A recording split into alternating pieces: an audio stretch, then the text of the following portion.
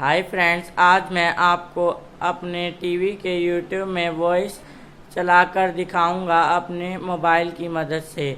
सबसे पहले आपको अपने टीवी में होम बटन दबाना है। उसके बाद आपको ऑल ऐप्स पर जाना है, फिर यूट्यूब पर क्लिक करना है। यूट्यूब ओपन हो जाने के बाद आपको टीवी के यूट्यूब की सेटिंग में जाना है।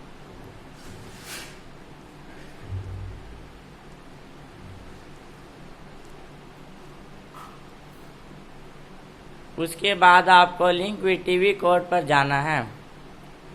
उसके बाद आपको अपने मोबाइल में यूट्यूब चलाना है। उसके बाद आपको कास्ट के बटन पर क्लिक करना है। उसके बाद आपको लिंक विद टीवी कोड को सिलेक्ट करना है। उसके बाद आपको टीवी में दिए गए कोड को अपने मोबाइल में लिखना है। उसके बाद आपको लिंक पर सिलेक्ट करना है। अब आपका मोबाइल आपके टीवी से लिंक हो गया है। अब आपको अपने मोबाइल में वॉइस वायरलेस वाले पे जाना है।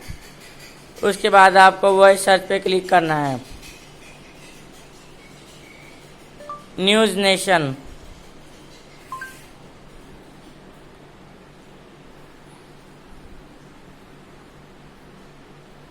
उसके बाद आप कोई सी भी वीडियो चला सकते हैं अपने मोबाइल से, रिमोट से।